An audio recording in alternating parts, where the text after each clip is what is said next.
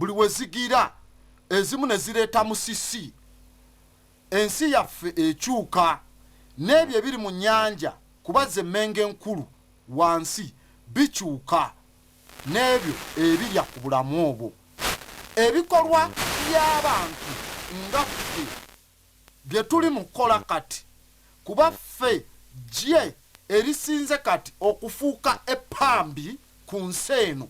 We are the dominant force. Ffe ng'abantu ebikolwa byaffe bitandise nabyo okukyusa ensi eno, bitandise okuteeka obuvune n'okulumya obwengula.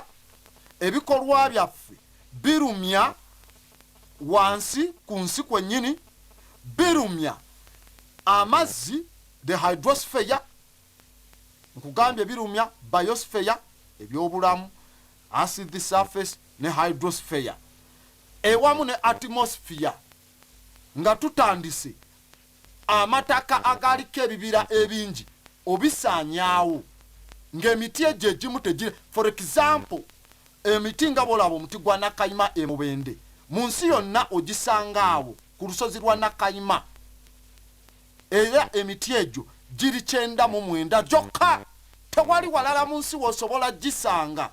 Kati singa bajja ne basendawo ku lusozi waggulu eyo nga bwe baali baagala oteekayo barracks ne tuwakana, emiti egyo ne giggwawo, kitegeeza gijja bagigenze olw'ebikolwa by'abantu, olw'okuba tuvuba nnyo ne tukozesa amayanja tutandise okugakyusa. Kyova olaba lipooti eraga nti kati pulasitiki mungi nnyo mu mazzi wansi. Amaato gaffe ag'amafuta, emmeeri ziteekamu amafuta amalala tugasima wansi, agalina okuba wansi nga twetaaga okugakozesa, naye nga tugasima nga tuyita mu mayanja, galeetera ebimu eby'omu nnyanja okufa. Tutandise okukola amakolero agafulumya omukka ogw'obutwa gwe tuyita greenhouse gases, zitandise okwonoona ensi. Era ebyo emikka bwe gityo gyonoona olububi oluliko omukka ogwa oxygen, olwakolebwa omukka gwa oxygen obutatuukibwako musana kutuyisa bubi, olububi olwo lwe tuyita ozone layer. Era tetukomye okwo, ettaka tulyonoonye, tulifuuyidde nga tukozesa sayansi, tuyokyeza empiira, ebbanga tulyonoonye, ennyonyi ziyisaamu emikka egy'ettabu, ne omutindo gw'amazzi tutandise okugateekamu chemicals, chlorine, fluoride n'ebirala. Kati ebyo byonna bisomebwa mu byafaayo by'ensi okulaga nti ebibeerawo ku nsi bikyusa ensi, we impact the earth okusinziira ku bikolwa byaffe. For example, mu bitundu ebya North Africa, mu mambuka ga Africa, mu bifo ewalinga Algeria, ebifo ebyo ebyokwetoloola awo Algeria, janguko mu ggwanga erya Chad ne Niger, eddanga n'abantu ku nsi kwe waliwawo ennyanja ennene eyenkana sayizi y'ensi nga France eyayitibwanga Avion Sea. Avion Sea yakala lwa bikolwa by'abantu n'okuba nti baalinga badomesticatinga, kuba abantu abaddugavu be baayawula ebisolo bye ebimu eby'obulungu ne batandika okubeera nabyo, kye tuyita domestication. Mu kubeeranga nabyo ebisinga ne birya, kubanga byalinga birya muddo, nga n'abantu balya muddo okusinga n'ebimera, ne kitandika okuleetawo eddungu gye tuyita Maghreb oba Sahara lwa bikolwa by'abantu. There is no any fool agenda ova kugambe Katonda yatonda eddungu, bantu be bateekawo eddungu. Okay? So, ekyo kyekifaananyi kyensoose okusiigira mu ssomo gye tugenda okuba nga tunnyonnyoka. Kyemmanyi tujja nalyongerako ne Sande eryeddako, kuba lino we tutaalitegeere byonna byonna bijja kuba bikubuzaabuza bye tunaasoma nga ku Sande wano ku Human Planet, bijja babikubuzaabuza. Kati mu ssomo lino tujja kubaamu n'amasomo 7. Amasomo 7 kwago essomo ly'okuna tujja lyawulamu ebitundu 4, ery'okutaano tujja lyawulamu ebitundu 5, ery'omukaaga tujja lyawulamu ebitundu 7.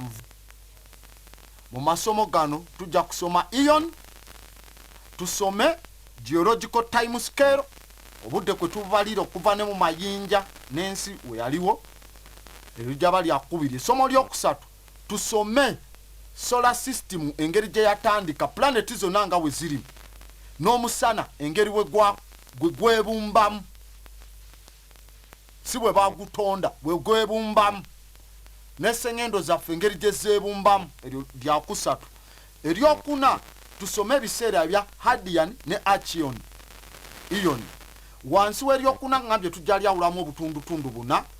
Mu eryo tusome omwezi engeri gye gwebumbamu ne materiyo eva wano ku earth. Tusome sseŋŋendo ezasooka, first continents. Tuveeko awo tusome ku mayanja, semayanja, oceans n'obwengula ne atmosphere. Then mu eryo essomo ly'okuna tusome origin of life. Bwe tulimala awo tugende ku ly'okutaano kye tuyita the protozoic eon. Mu protozoic eon tujja kwawulamu obutundu 5. Akatundu akasooka tusome omukka gwe tussa omulungi ogwa oxygen gwatandika gutya. Tuddemu tusome planet earth we yalinga omupiira ogwa balaafu kye tuyita snowball earth. Essomo eriddako awo wansi tusome engeri obutafaali obw'obulamu gye bwatandika okweyawula, eukaryotic cells. Akokuna wansi w'akokutaano tusome ze tuyita supercontinents nga semazinga zino tezineekutulamu, supercontinents ezaliwo mu protozoic era. Eryokutaano tusome ku kye tuyita late protozoic climate n'obulamu. Tugende ku ly'omukaaga. Ery'omukaaga lirya phenerozoic eon. Tusome nga emmengo z'ensi zitambula, continental drift. Tusome ku paleography n'embeera y'obudde climate. Bwe zimala otambula wansi waalyo eryo lirina ngambye obutundu 7. Tusome Cambrian explosion, ebyennyanja bizze, ebinyonyi bizze, ebiwuka, tutandikawo biraba. Tusome wansi waabyo engeri gye byava okuva mu nnyanja, okuva mu kyennyanja kye tuyita Tiktaalik ne Pikaya, engeri gye byajja ku ttaka okutandika okubeera ku ttaka. Tutandika okulaba tetrapods engeri gye zajja. Oluvannyuma lw'ekyo tusome extinction, byaggwawo biti ebyo ebyedda kati tubisanga mu mayinja. Okuggwawo okwo tujja kuba mu myaka obukadde 6. Kati awo tuddemu okulaba obulamu nga bukomyewo, diversification eya mammals. Tutandika olaba zi orangutan, tulabe zi gibbons, the age gye twandise of a great ape, zigolira, chimpanze we zivaamu. Then wansi waalyo tusome human evolution, abantu nga bwe twajja n'ebyasigalira byaffe. Awo nja kuba sikuzaako ngalo, nja kuba sikyakuzaako ngalo ku ebyo obwiki nkugambye si bingi kuba twagala okumanya. Bwe biba bingi genda osome wali ebitini, ffe tuleke abagala okusoma ebingi. Omanyi babatiisa nnyo ebingi, alimanya ebingi bali mubuuza bingi, alimanya ebitono bali mubuuza bitini. Gwe bwebuuze ebbanga lyo lyonna okoledde kulaba Katonda, lwaki oyagala omulaba eddakiika emu oba sekendi emu nga omanyi bitini? Musaleko nga grand about omugambe omanyi byemanyi, njagala mbale naawe emyaka nga 10 bagambe nayo naani ayo alemeddeyo ku line nti oli amanyi bingi akyamubuuza. Okitegeera?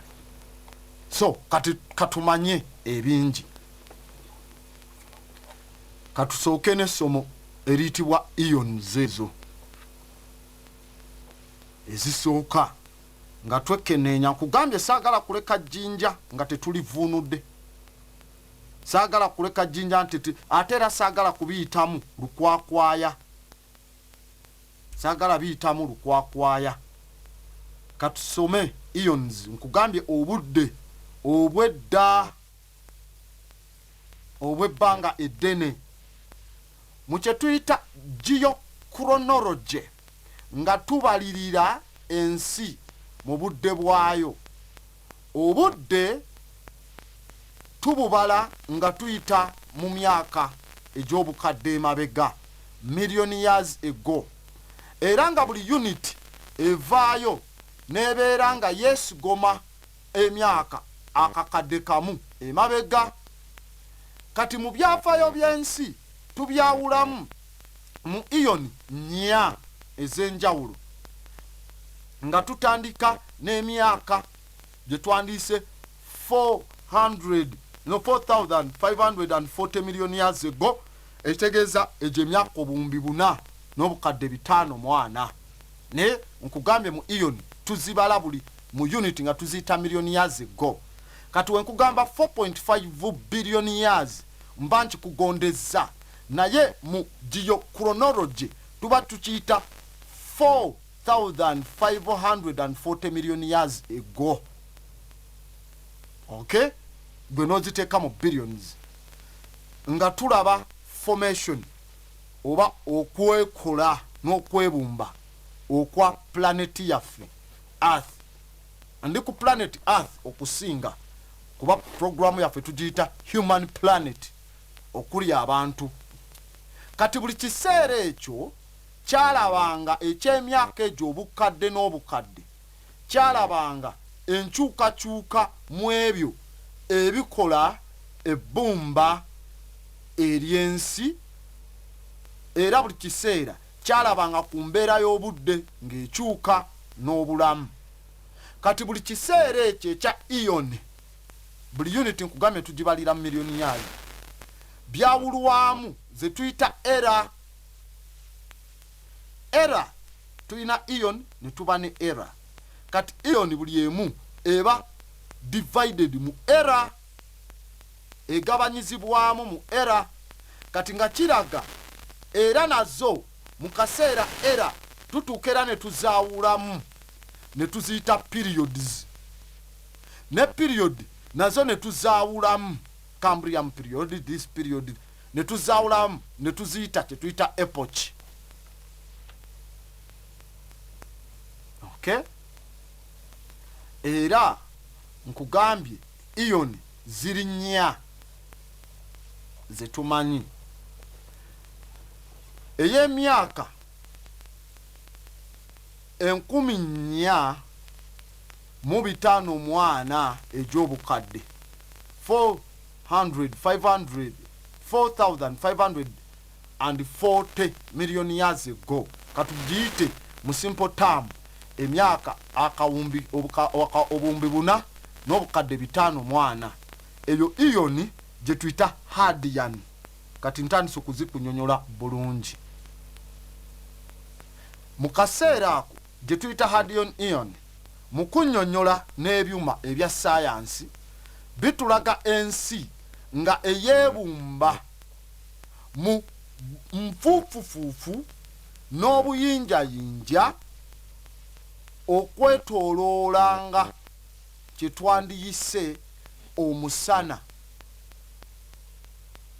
the protoplanetary disk, solar protoplanetary disk. Era mu biseera nnyonnyola iyon tujja kulaba omusana gwatandika gutya. Ntandise mpola mpola. Buli kye mmala okunnyonnyola eno waggulu kigenda kuyamba nga tutandise ogenda eri wansi. So kati goberera. Mu myaka egyo tewaaliwo wadde obulamu, era nga ebbugumo n'embeera ey'okubala okunyogoga n'okwokya. Okwokya kwe kwali kusinga kye tuyise temperature. Era ng'awo waliwo ebikolwa eby'okuwanda omuliro ogw'olwege kye tuyita volcanic activity, era ng'ensi yaffe teriiko bulamu, ng'eringa kye twandise nga bwe mukiyita mu geyeena nga gye babatiisa naye nga teri yali agirabye. Kati kwe kugiwa erinnya eryo iyoni eyo, okugiwa erinnya erya Hades, kubanga mu Bagriiki mythology katonda wa Gehenna bamuyita Hades kati wano kwe kugiyita the Hadean Ion. Lwaki bagituuma Hadean Ion n'okugituuma Hades waba Greek? Kubanga enkola eyo ey'okunyonnyola okwo science okwo abazungu n'abascientist nga bannyonnyola okubitandika obikuguka gwe baali bakutadde mu buddu ebibyo tebeebuuza na ku bakatonda bona kumanya ki bateekawo batwala nga ba first civilized Europeans Abagreek. Kati mu kaseera ako nga obwengula n'ebbanga gye twandiise atmosphere nga eri nebula. Kiki kye tugamba nebula? Nfuufu mu kaseera ako. Era ng'enfuufu eyo weeri mu biseera ebya Hadean omwezi mu gutandika nagwo moon okubeera nga nagwo gubumbibwa oba nga gwebumba olw'okutomera ne planet eno eya Earth. Omwezi nagwo tujja gulaba mu maaso awo nga gubumbibwa. Ndi mu kunnyonnyola Ion eya Hadean. Kati Hadean Ion ebyo bye birimu. Ne tugenda mu Ion eyitibwa Achion eva ku myaka obuwumbi 4 paka ku myaka obuwumbi 2 n'ekitundu. Kati awo masekati g'obuwumbi 4 n'emyaka obuwumbi 2 n'ekitundu tutandika okulaba obulamu obw'obutafaali obwa seru ze tuyita prokaryote.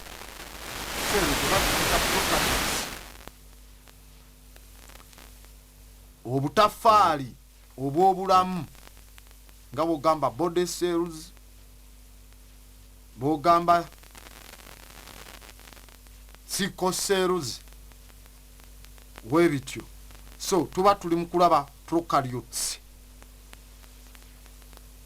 Era mu bintu ebyayina sero bwe zityo mwe tujja okulaba kye tuyita blue green algae, enkonge. Those were photosynthetic prokaryotic organisms ezina blue pigment nga bagigaseko ne chlorophyll. Okay,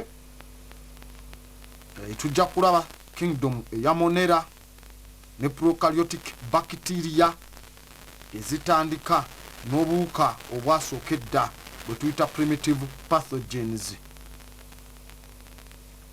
Era bwe tugamba prokaryotes tutegeeza obutafaali obwo cells obutalina lububi kungulu olukwata material enkola bulamu. Kitegeeza buba tebulina membrane.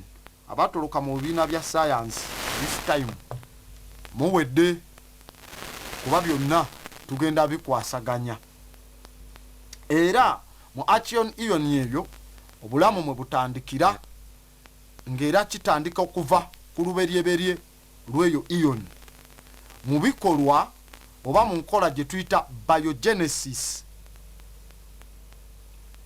Era mu kaseera ako aka Achion we tulabira continents oba mazinga esatu mu kaseera ako nga teziri nga we tuziraba kati. Awo zaali 3 nga waliwo eyitibwa Ur, that is UR, nga waliwo eyitibwa Valbara, VAALBARA, that is Valbara, nga waliwo emanyikiddwa nga Kenoland,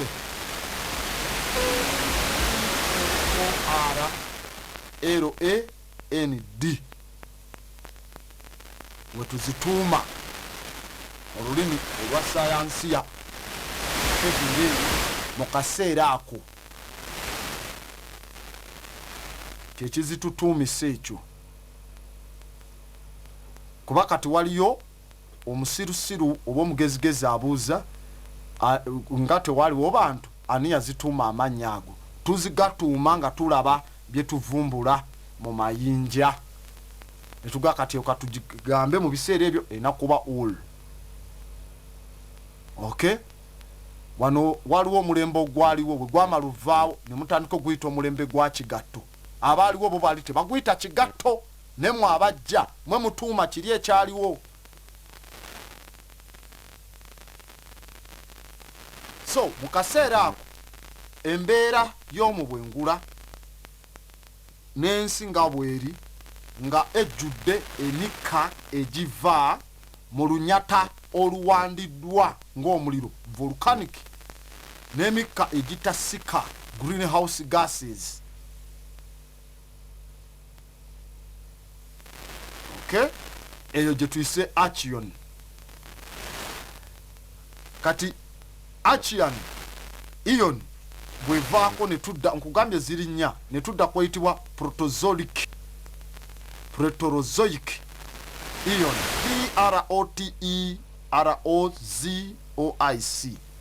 Eyo ng'etandika ku myaka obuwumbi 2 n'ekitundu paka ku myaka obukadde 541. Era ekigambo proterozoic ion eyo oba ekiseera ekyo eky'obudde kitegeeza ale life, obulamu obwasooka. Kati awo tutandise okufuna obutafaali obujjuvu nga we tubulina kati, eukaryotic cells ze tulina kati, abantu, ebimera, biki. Kati ezo eukaryotic cells zosanga ne mu miti ne muki ne tujja ne tuzaawulamu sekerenkayima cells, korenkayima webityo.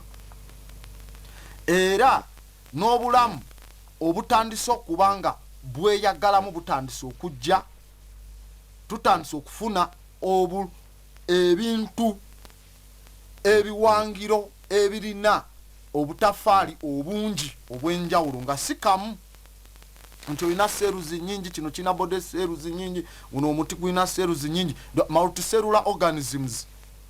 Bacteria buka webutyo okuva mu nga alugi mu nkonge butandise awo okuzaala omukka gwe tussa, era n'okutandika okushepinga oba okusongola n'okuteeka obwogi ku nsi kati nga we tugiraba okubanga eyina obwengula obw'emirundi 3, third and current of the earth's atmospheres 3 n'eya katikati, nga kitegeeza emiti, ebimera ebyasooka, oluvannyuma ebisolo, era n'obulamu okuva mu zifangi mu kaseera ako ne butandika okulabika. Era mu kwangugwa n'okusembayo kwa phase kwa ion eno eya proterozoic, eno ye yayita ate mu kaseera ak'ensi nga ekutte balaafu yonna kye tuyita snowball earth. Era nga kiraga planeti yaffe yasobola okubanga egenda ku temperature eziri below 0 ng'egenze mu negative mu kunyogoga. Era mu kaseera ako mwe tulabira continents ezimu ku ezo ng'ovudde ku ziri ze twalabye mu Ian, kubanga wansi olwege luno lwokya ne lusindika ne lugatta, bino ne byeyawula, bino ne bikutuka ne biddamu. Kati ezo planet oba continent ezaddako mu ion eyo obadde okimanyi nti ne ice akutula okunyogoga ennyo ne kukutula, bagamba ice anyize nnyo ekintu akigize kikaze kati kutula ne kiba nga kisobola okutuka. Kyovola abagamba anti kati abo abatamanyi batandise okukayana ice akutula atya. Kati genda otekeko fridge yo, deep freezer, osuzemu amacupa ogasiibyeko nga kweri, otaasange nga gabise nga gakutuse. Nagambye ndi mulungi mu kuwa example ez'okutegererawo okwamangu. Kati ne ice oyo ng'akutula, eno ne wakutuka, eno ne wa continent era mu biseera ebyo ne tubaamu ne continent eya Colombia, ne tubaamu ne continent eya Rodinia, RODINIA, ne tubaamu ne continent eya Pannotia, NOTI.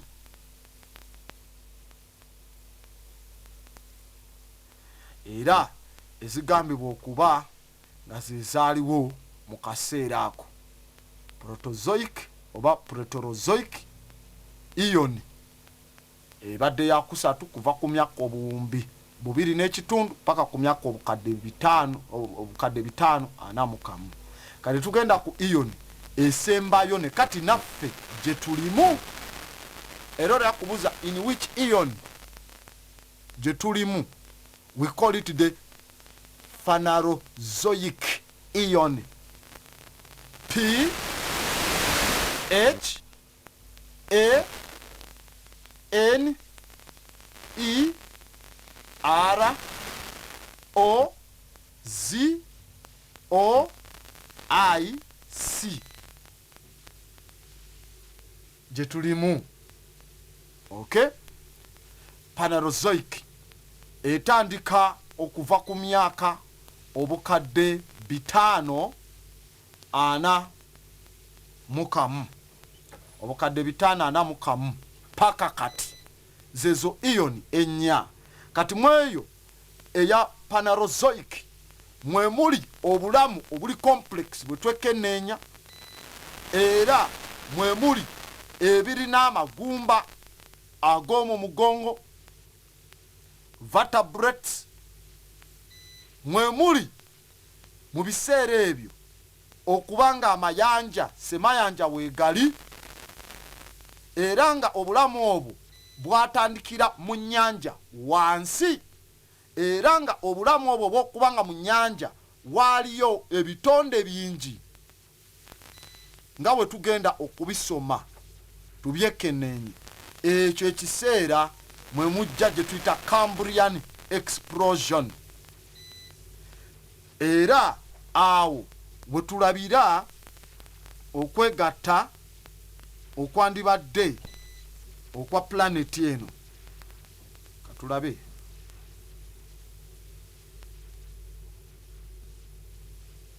simanyi lwaki embeera.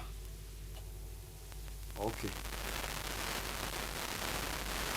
inamu embeera naye tuli stable nsubire mutuukirira. Era wetufunira tetuyita Pangaea.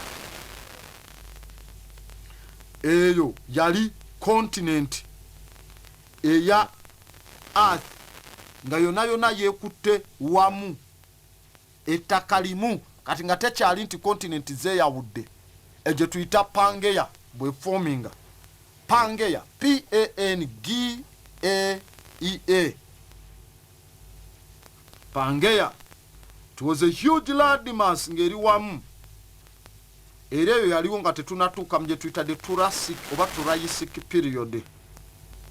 Kati wetugenda mu Triassic period, eyo Pangaea ettaka eribadde eryetase olumu werikutulwamu nerikola continent 2 eyitibwa eya Laurasia L-A-U-R-A-S-I neya Gondwanaland.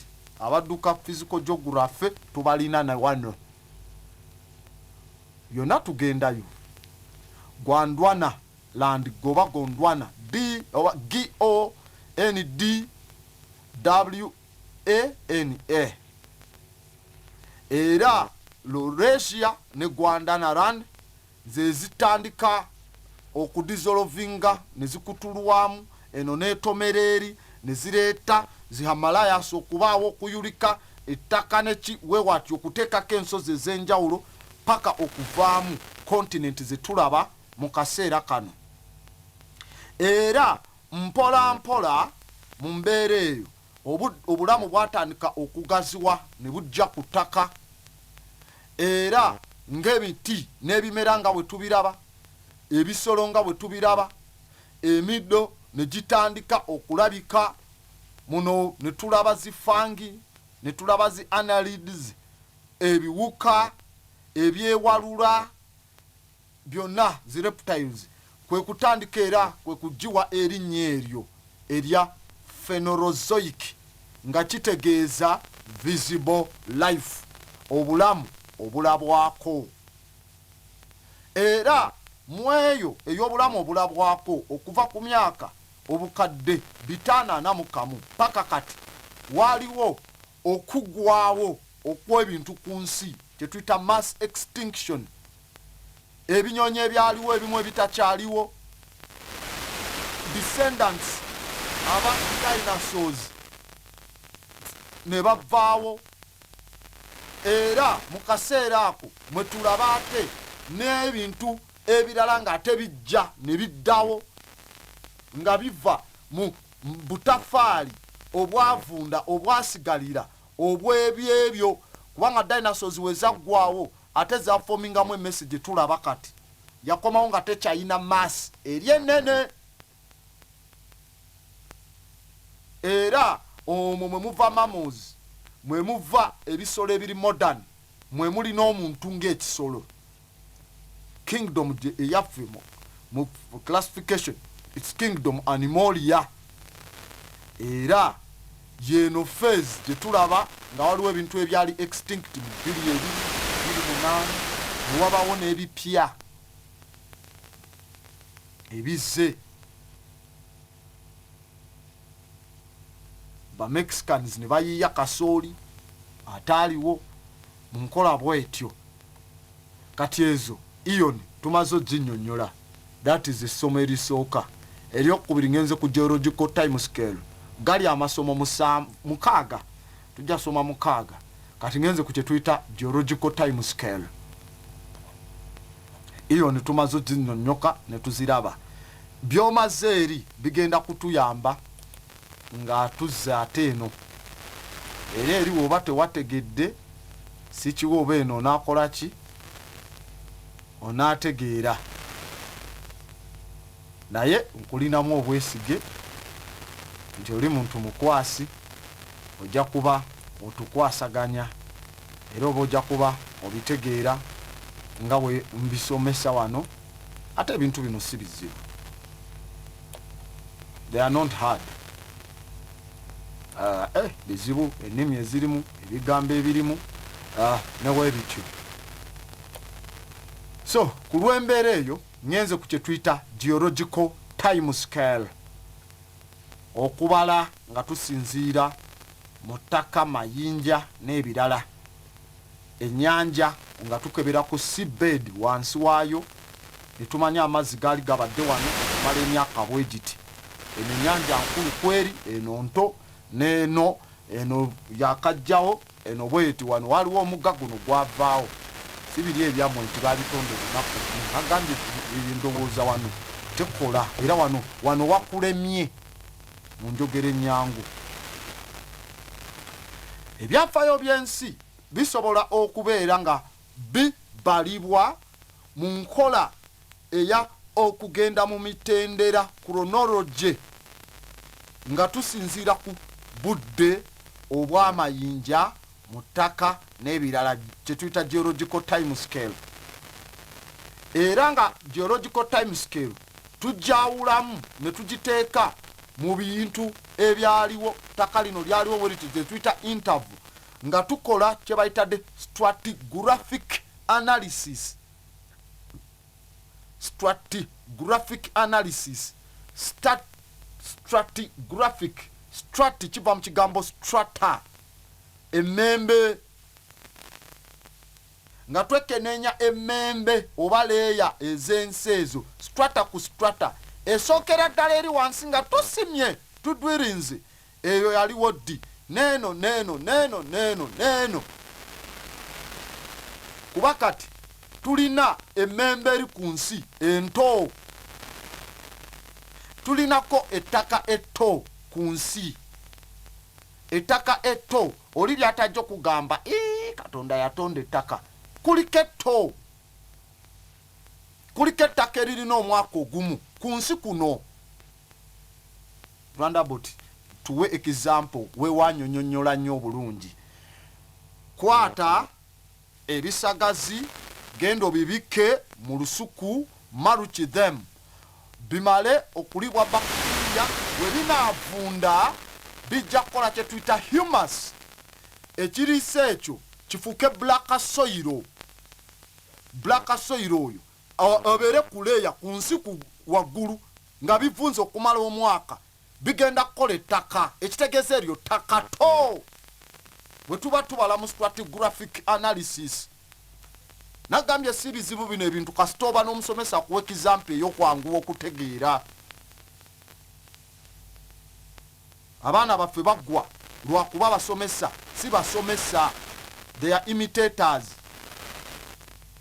Ali mu kusomesa abaana abannyonnyola akuba bean seed naye agikopa mu kitabo n'ekigambo premium mu kitabo ate yeyita musomesa aba mukopi tawa example z'amangu kyovola waba kumakinga aba ne marking guide waba omanyi nnyo ebintu lwaki oba ne marking guide gambe no statement infusintu naye aba ne kyagoberera is following now that is not a teacher aba imitator kyovola aba abantu baffe okusoma bagamba kuzibu tekusi kuzibu babikalubya tebatuwa example zitunyonyola mangu kati ekyo kyenkugambye ettaka etto ekkadde eribaddeho kati lijja muleeya kati ettaka ery'omwaka ogumu we wayitawo emyaka ebiri ng'era ndibisse eriddako liba ate etto ku liri lye twabika 2017 erizzeemu okuvunda kati erya 2019 n'abiri liba to ku lya 2018 era we tuba tulibala muleeya okuva waggulu nga tudda wansi ne tumanya lino lyaliwo myaka bwegiti lino lyaliwo bwe riti mwakicyenga kati mu geological time scale tubala nayo emirundi enanga we twabaze ion era scale eyo kwe tubalira ebalibwa ku yensi emirundi ena okuva ku formation eya sina kunyonyola earth we forminga nkyali mu kunyonyola bigambo bino obitegeere neme kuleka kantu konna tuleme kwekwasa bwe tunagenda mu maaso omuntu naddamu nankubira mbuulira ensi ojja kusiima nkubulidde bw'oba tobaddeko kati ekirungi obutambi byonna biri captured kati webiri ate radio etuuka wala n'abapya bajja kuba bawulira kuba luli abamu baali tebatufuna basi kati mu zino stratigraphic analysis ziteekebwawo nga tusoma readings nnya oba ensoma nnya esooka etulaga formation ya earth paka we tuli wano naye etuwaka space katini ku iyoni eno gye tuliko gye twavuddeyo ne tuyita ki Phanerozoic iyoni saagala mwerabire kati ne tuva ku eyo ne batuwa ey'okubiri time scale eba expanded view eya iyoni eno gye tuliko era mu nkola eyo iyoni eno gye tuliko nayo negazibwamu ne bagikola timeline ey'okusatu kati time gye tulimu eyakati n'eyettaka kati eriwo nayo negazibwamu okutuwa timeline ey'okuna so bajja ne batuwa esooka gye bayita the super ion gye tuyita the precambrium before life n'ebirala era eyo yeyina ion eya Hadian wansi wa Hadian ion kuliko era eyitibwa Eochian era nekubako Paleochian nekubako Mesochian ne Neochian era mwezyo awo tuba ku bukadde obuwumbi 4 n'ekitundu paka ku buwumbi 2 n'ekitundu netugenda ku era oba netugendera ku ion eya Proterozoic nejja netuwa era eyitibwa Proterozoic netubako ne Sardia netubako ne Ossetia netubako Mesopro kati ezo zibalibwa nnya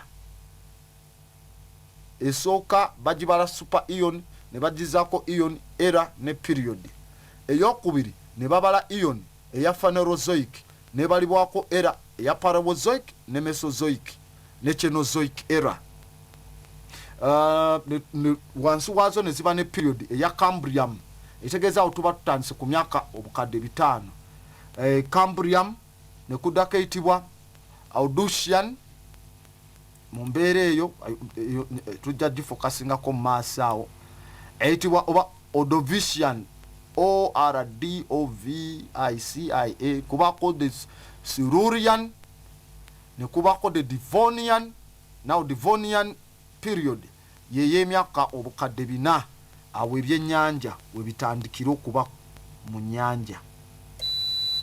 Ne tubako ne Carboniferous period okuva ku myaka obukadde 4 okutuuka ku 3. Ne tubako ne the Permian period okuva ku myaka obukadde 3 okusembera paka ku myaka obukadde 2. In fact ku myaka obukadde 3.5 paka ku myaka obukadde 2.5 kati Permian period. Kati okuva ku myaka obukadde 2.5 okudda ku myaka obukadde 2, that is the Triassic period. Dinosaurs zine ebye eziflyinga mu bbanga we tuziraba tulaba ze tuyita Drosophila melanogaster mu biyita biki bino bimugamba ekibeera ku mazzi nga kiteekamu akakira kaakyo babiyita oba ebi sagala kugamba bigambo ebyo balina engeri gye babiyita nti ebyegadda nga amazzi. Let me just simplify. Kati okuva ku myaka obukadde 2 mubimanye ebiina agama muzita dragonfly.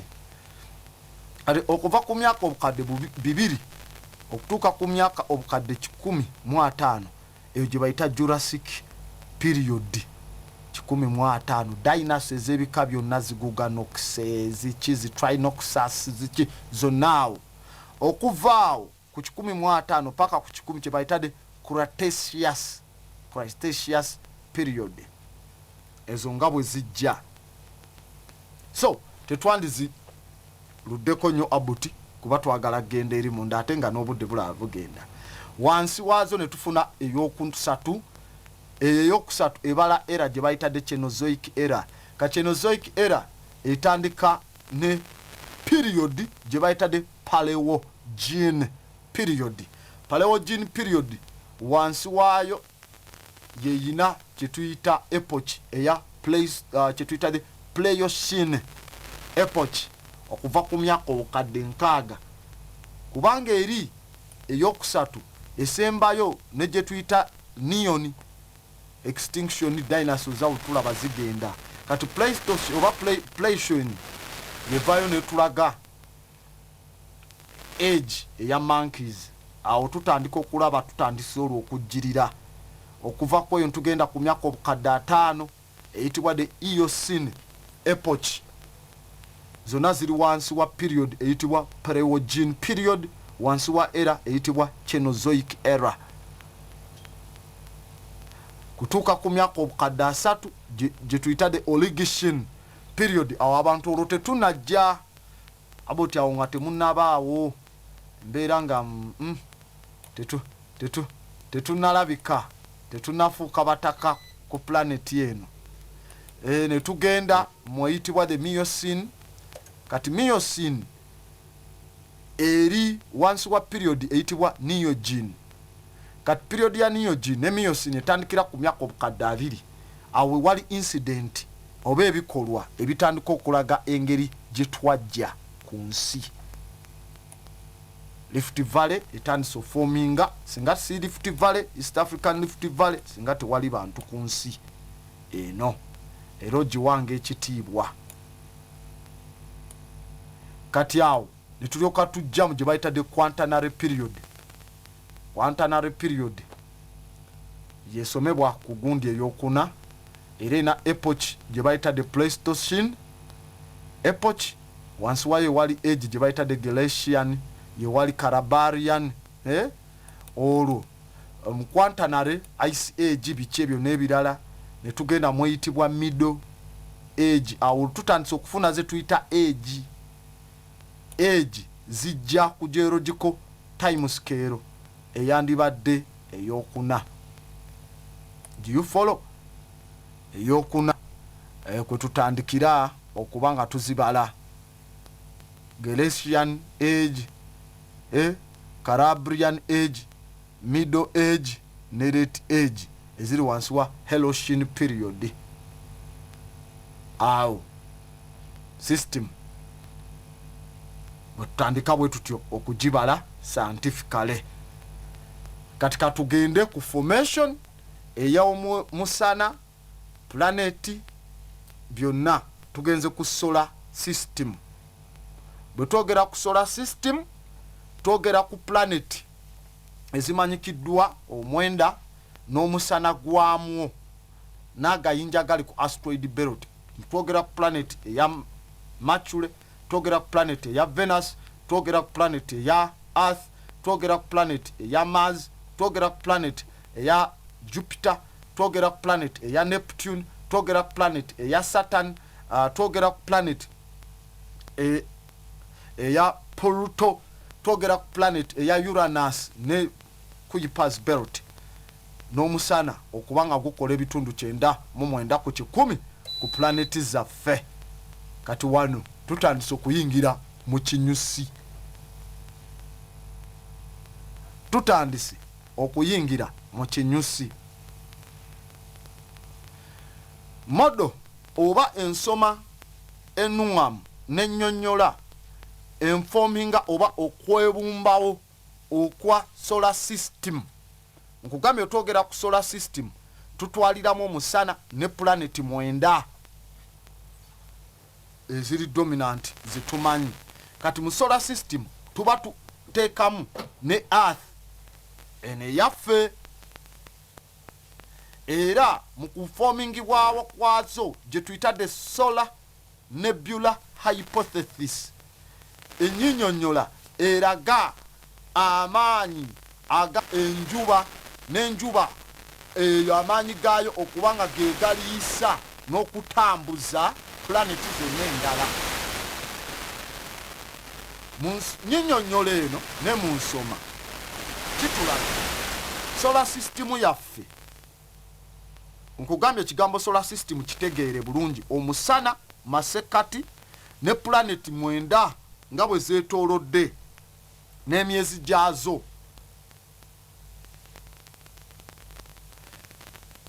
Mu kye tuyita solar nebula hypothesis kitulaga engeri planet zino ziformingibwa n'omusana okuva ekyenfuufu ewamu ne gaasi. Akuba essimu simanyi oba entegeerayo eri etya saawa zino nga ndi mu lekica. Mbadde manyi abantu bwe batya batategeera twabagobye ku puroguramu eno. Please.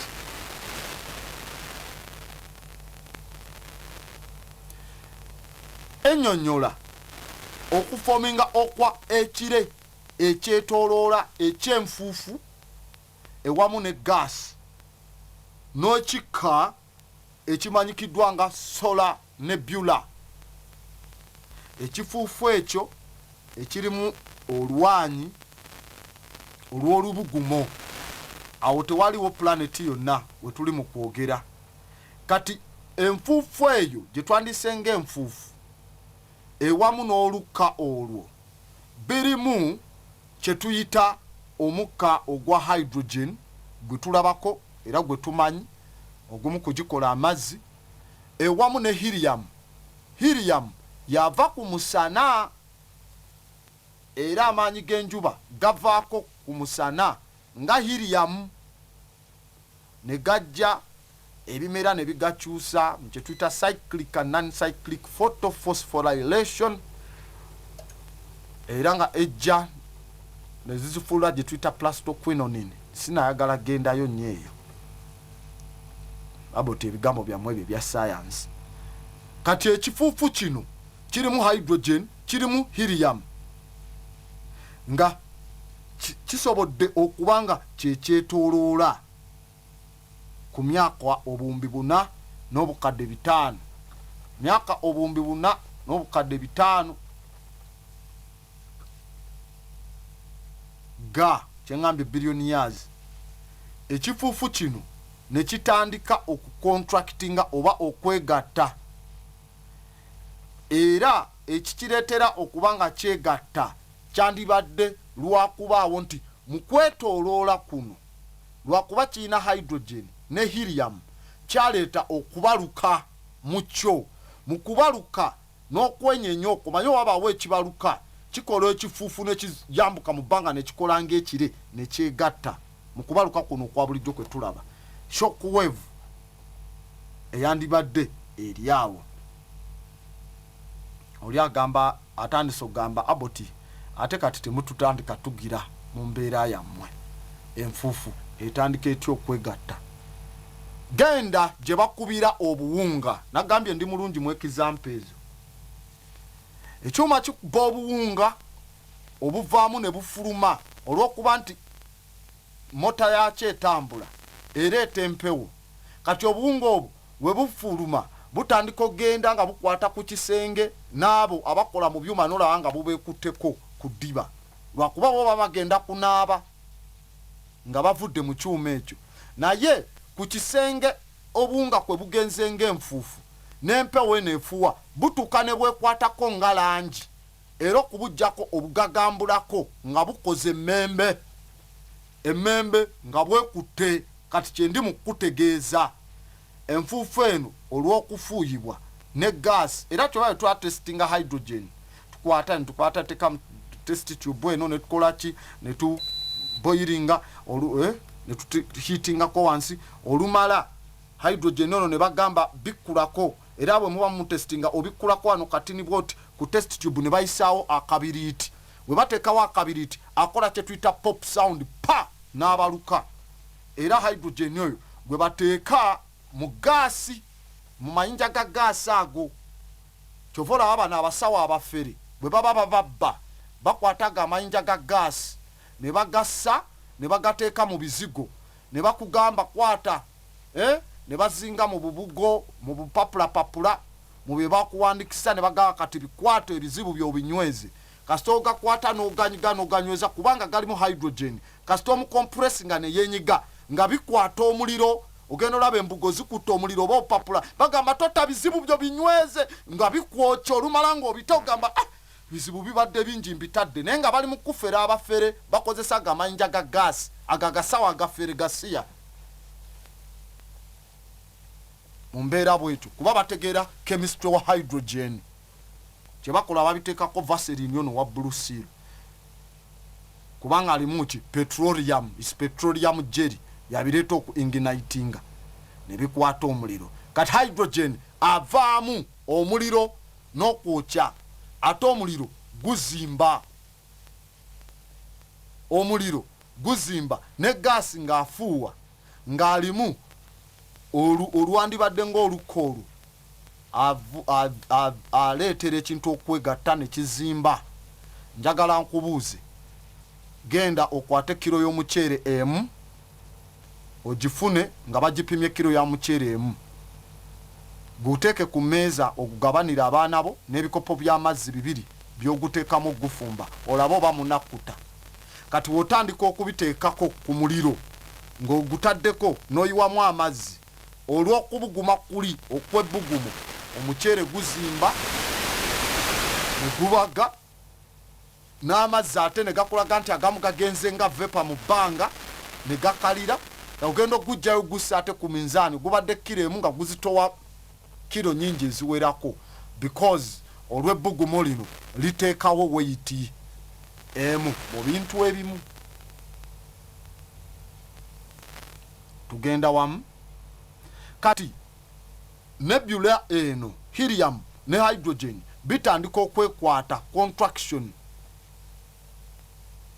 ne wabaawo olw'okuba nti wabaddewo okwokyebwa okwo. Kati mu kubaluka okwo okwa hydrogen oyo shockwave eyo mu kubaluka okwo kwa kuba okubaluka kwe kuleeta ebintu okutambula oba okuyuguuma. Kati kwe kutandika okwetoolooza omukka ogwo n'enfuufu nebula etandika okwetooloola. Kati mu kwetooloola ekire kitandika okwekwata nga boolaba akazimu nga kasinkanye ke muyita whirlwind. Mu kwetooloola nga keetooloola ne kireeta kye tuyita angular momentum. Okwetooloola okwo mu kwetooloola okwo okugenda mu maaso ku ango eza waggulu ne wansi. Mu kwetooloola kireeta gravity okusika, kubanga buli kintu ekyetooloola kibaako ne kye kisika kuba kiba kitambula. Okusika okwo, for example,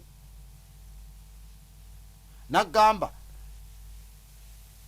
ye lwaki tuwa example nzibu nnyo. Nagamba ekintu ekizito, for example trailer weba eyitawo n'osuula akaveera ng'oli mu muti, kagenda goberera trailer kuba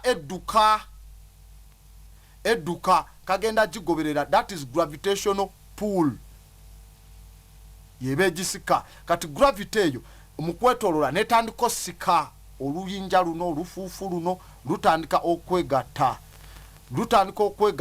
ne luflatteninga ne lukola emmembe gye nagambye eri gye tuyita protoplanetary disk. Emmembe yeekwata ewamu ng'omupiira, kuba okwetooloola we kuba kukola okwetoolooza kukola ekintu ekizingibwa nga omupiira.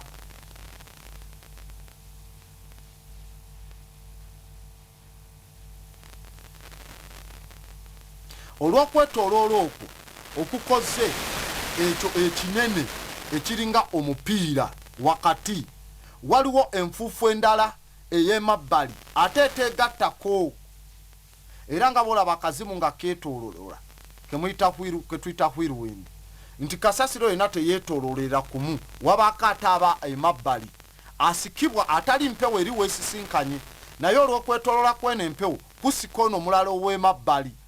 Kati eno enfuufu endala esigaddewo ey'emabbali yeetandika okuba nga ate nayo yeetooloola, kubanga kino ekyawakati ekinene kitandise okwegatta ng'emmembe, ng'ate kidduka ku sipiidi ey'okwetooloola ennyo. Jjukira mulimu helium ayina amaanyi aga hydrogen ne helium, ate nga ge maanyi ge tukozesa okutambuza ebintu, nga bw'owulira solar energy, charging ekintu ekyo by solar. Lumalo kikyajinga katinyiga injini yakyetambule nga maanyi agakitambuza gavudde ku musana solar.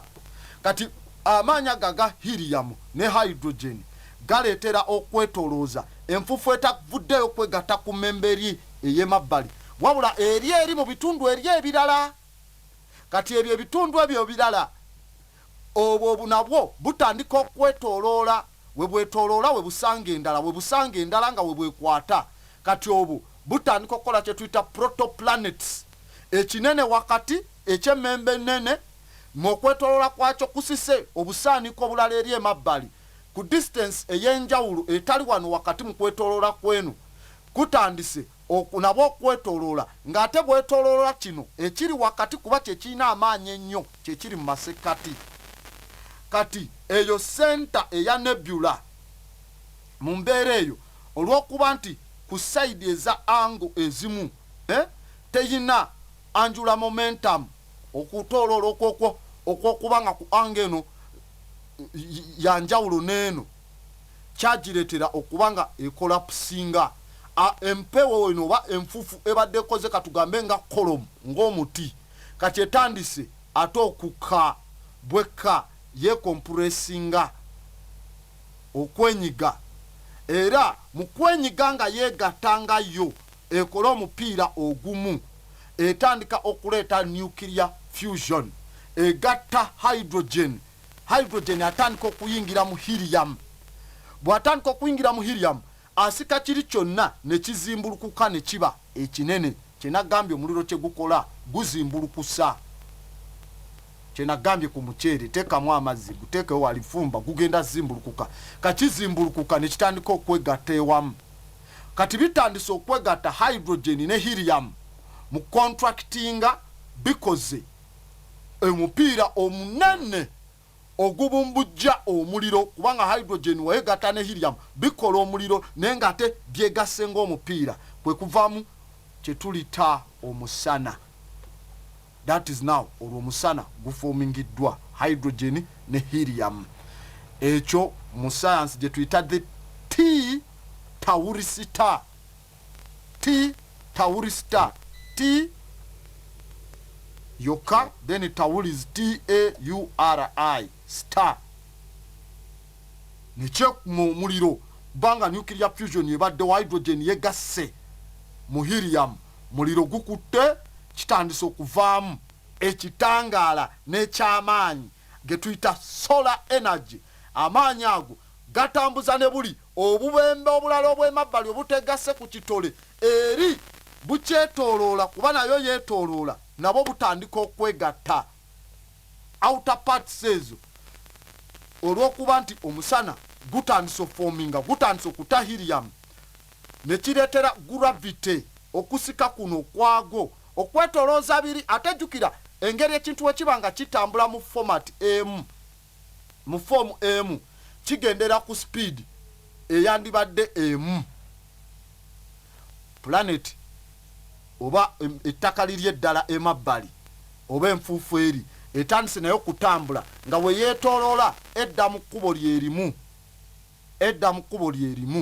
era okubanga etandika nayo okwegattagatta mu bitundu ebyenjawulo.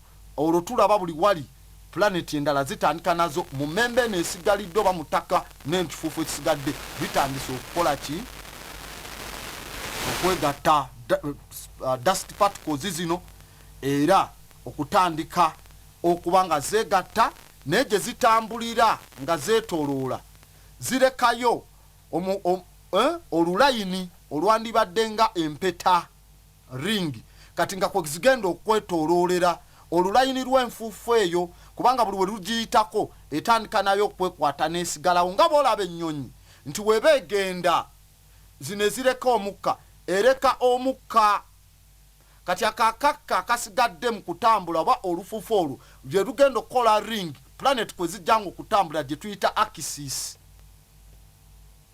ekwata mpola era eyo process tugiyita runway accretion.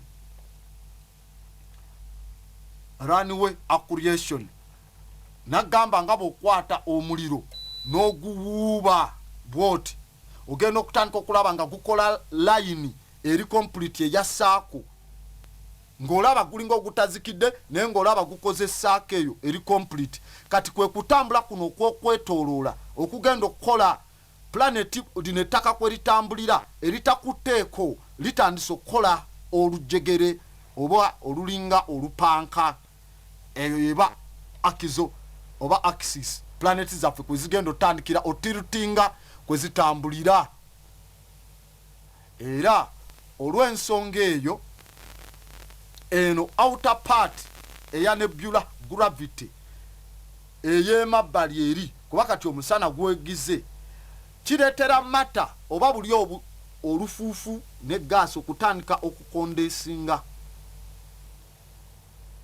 okukondesinga okwekwata webyetomera kwe kutandika okutukolera planet mu process gyengambye itiddwa runaway accretion. Era agayinja oba particles ezimu zegasse nga zanjawulo zegattidde ewalala zijjanga ate ne zitandika otomera zino ezitambula ne zeetomera ne zeegatta ne zeetomera ne zeegatta. Bwe zitandika okutomera nga zeegatta bwe kyekolanga akuba obudongo ng'ozimba enju okubako kano n'okubako kali ne zikola nga era bakuba plaster okutomera okwo buli kitomera ne kikwata buli kitomera ne kikwata kwe kutandika okuforminga planets. Awo planet yaffe gye mfokasingako earth nayo neetandika okuforminga ku myaka obuwumbi 4 n'emitwa obuwumbi 4 n'obukadde 540 emabega. Era nga yo okuje okwetooloola okwegatta ku saidi eno n'okutomerwa kyagitwalira emyaka obukadde 2 yeetooloola etomerwa wegattako kino weegira kuzimba nga bw'ozimba. Kati lwakuba omusana guli wali eri wakati gufulumya amaanyi gaagwo guta empewo kuba buli kintu ekyetooloola njagala okwate omukono gwo teekawo olugoye oba ku kateni oba ku waya okole bwoti ekyo kyenkoze mpuubye nga akuba oluyi okwetooloola kukola empewo ekintu ekitambula kikola empewo kati mukwetoloola okwo kukola empewo eyo ey'omusana gye tuyita solar wind eya star eno gye tuyise tauri star oba omusana empewo eyo buli wokola bwoti ejjawo ebikyafu kubanga osobola okukozesa empewo okwera bwefuuwa enfuufu evaawo kati solar wind efuuwa mu masekati ga zino planet we ziri awo ezitandise okukondesinga oba okuwola efuuwa materiyo ali mu masekati ono aganya okugyegattako kuba yeetambula emufuuwa najja ne yeegatta ku zino endala planeti ezitambula oba ku planeti yaffe ne zitandika okusikibwa condensed zino bodies ne zitandika okusikibwa so eyo process yegenda okutuleetera accretion discs era nga zonna zitulaba ne planeti endala kuba solar wind ekyafuuwa ekyateekawo tovala tulina planeti endala ezitulaba eziforminga mpola mu universe yaffe ekisobola otuleetera planeti kati gwe togenda kugiraba nti kati tufunye planeti ejjudde enda kubanga kijja gitwalira emyaka obukadde 2 togenda wangala myaka bukadde 2 togenda naweza myaka 15 kuba omusayi tegusukka waawo kati you cannot see, you will not witness but nga kigenda mu maaso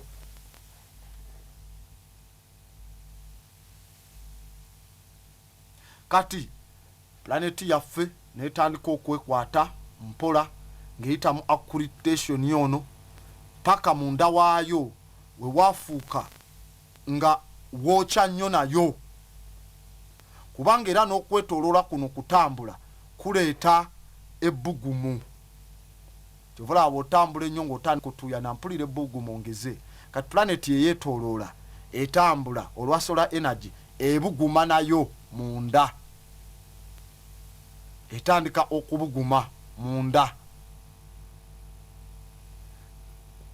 etuyanye emerutinze ebugumye kyovula bagamba n'otambuza engato okuva wano paka Kampala otuuka sole eggweredde eggwerera olw'okwokya n'okubuguma kuno kati okwokya kuno kugireetera okumerutinga planeti yaffe n'okutambula kati olw'okutambula okwo okwetoloola nga gwegasse ng'omupiira ewamu ogubuguma ze twandise the siderophile metals SIDEROPHIL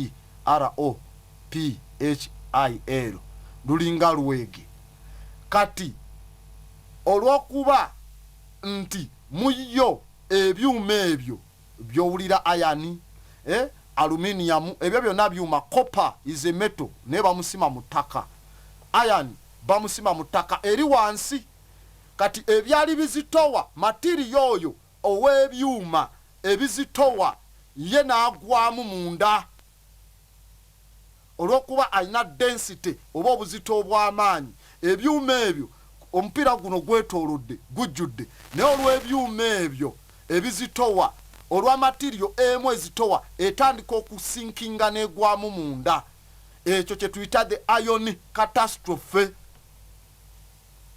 iron catastrophe etandika okuleeta okwawula mu kye tuyita primitive mantle ne gye tuyita the metallic core era eyo period naye etwala emyaka obukadde 10 nga earth eri mu kufoominga kati olw'ebyuma ebyo okugwamu buli kyuma ekizitowa kigwa wansi ne kiyita ku kitazitowa kati ekizitowa ennyo kyekya wansi ekikidirira okuzitowa ne kidda waggulu ekiddamu kati awo planeti yaffe okuva ku lubengo lwa wansi etandise okukola layers stratas zitandise okukolebwa kyova olaba ebyobugagga eby'ebyuma ebizitowa tubisima wansi si waggulu kuba byagwamu olw'okuba nti bizitowa era mu kugwamu okwo n'okusikibwa kwe kukola leya eza structure ey'ensi era olw'okusikibwa ekizitowa nga kyekisokka wansi ne kisika ekikidirira okuzitowa ensi netandika okuzimba kye tuyita magnetic field etandise okuzimba magnetic field ebyuma ebizitowa wansi ne bigira mayinja bwe bityo paka olutako lwali lutazitowa ne rudda kungulu kachovola bensi munda mukowa enjazi ez'ebyuma ebyamaanyi ate ebizitowa because they sank in byagwamu munda.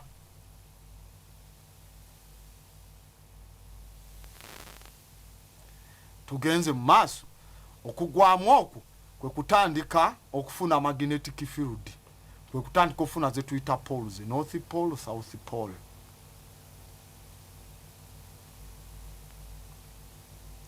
Olutako olutali luzitowa nnyo ne lubeera nga lujja kati ekizitowa kye kisooka wansi paka kitazitowa we kiddawa waggulu. Eryessomo tulirabye erya formation eya solar system libadde lya kusatu nga tulaba ne earth eformingibwa nga tetondebwa nga teri katonda, let there be earth. Kivula anagamba njagala ombulire katonda waba abeera mu ggulu, he stays in heaven, nga he also created heaven. Yali abeerawa nga tanatonda heaven? Kuba answer togirina kati awo toddangamu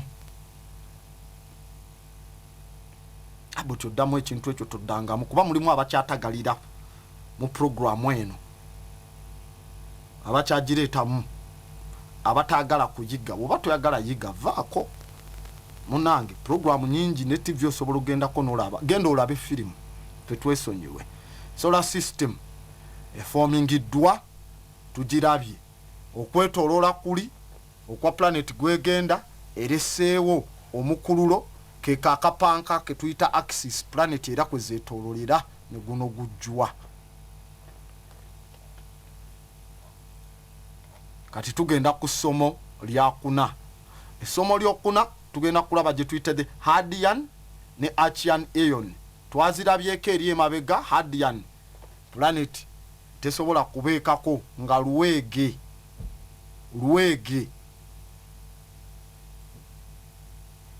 olw'oluliro ne Achean. Katusooke tuzekeneenye tulyoke tujje tulabe omwezi nga gufominga mu mbeera. Nkugambye lesson nnene nnyo, tujja gyetaaga ne programu endala era eya human planet eddako eri kino tuki ironing out kiveewo. Okay, kati Hadean, the Hadean and the Achean Aeon. Aeon esooka mu byafaayo bya planet yaffe ye Hadean. Olwo omupiira gumaze okwegatta, ebyuma ebyamaanyi bisinkinze munda, leya zizze zigizebwe ziti naye nga wakyayokya. Kati eyo etandika ku formation ya planet yaffe ngeri mu kuformingibwa era negobererwa gye tuyita the Achean Aeon ey'emyaka obuwumbi obusatu n'obukadde 8.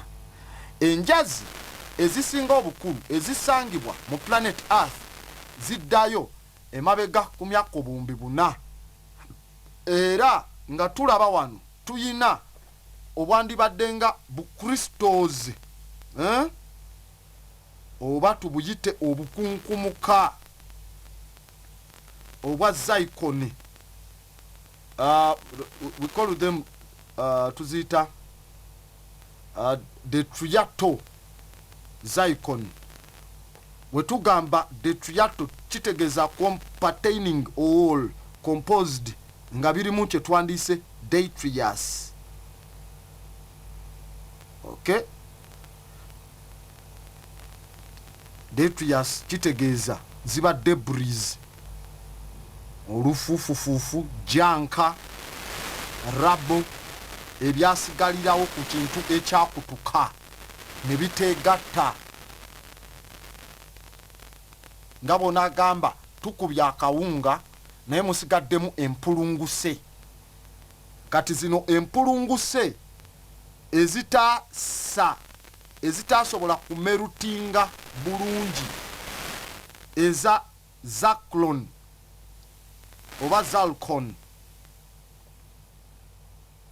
zisangibwa mu njazi zaffe era nga zaclone abamu kye tuyita zirconium oba zirconium oxide, era eyo yalinga ekyuma ale looking metallic oxide nga afaanana nga alumina omuli gulu ayitibwa guluchina zirconia ytweria ne thoria. Muganda wange granabot abantu obaleetedde obuzibu era nga mwe mulina ayitibwa hafnium alina atomic number ya 72. It's a tetravalent metallic element. Ezo zonna zircon. Kati empulunguse eza zircon periodic table baddo manyo gimanyi gwe wekka oba olaika to gimanyi na gimanya bulungi. Ziddayo ne zitulaga empulunguse mu myaka ziddayo ne zitulaga ezisigala mu mayinja agasinga obukulu ku nsi, oldest rocks. Empulunguse zaamu zitulaga nkulu ku mayinja, amayinja gali mu myaka 4,000 kyokka empulunguse ezasigalawo eza zircon oba zircon ziddayo zate nga zo zisinga ku mayinja ago obukulu tezasibwa bulungi, zo ziddayo ku myaka 4,000 n'obukadde 4 nga olubengo lw'ensi luli mu kukolebwa crust eyeri munda ne earth yennyini ng'efoomingibwa. Kati kye tuyita giant impact hypothesis oba ensoma eraga nti waliwo ekinene ekyajja ne kitomera okutandikawo omwezi, kiva ne kitaga nti oluvannyuma lw'okubanga emmembe eri wansi ekolebwa ey'olubengo planeti yaffe yajja n'etomebwa obwekutte nga baplanet akatini akatanafuuka kinene akagobebwa solar wind mu kkuba ery'endala kajje keegatte ku kinene kajja ne katomera. It was a protoplanet. We kajja ne katomera ne kasindika ebitundu ebya manto y'ensi oba kye twandiise ejjinja semayinja ery'ensi erisooka ewamu n'olubengo olwo. Ebitundu byalwo lwakuba nti bitomeddwa planet eri yajja n'etukoonamu pa egobeddwayo solar wind byakasuka mu space yaffe mu bwengula bwaffe byakasukayo material mu bbanga. We bikasuka material oyo n'atandika okutonda omwezi. Atandika okutonda omwezi.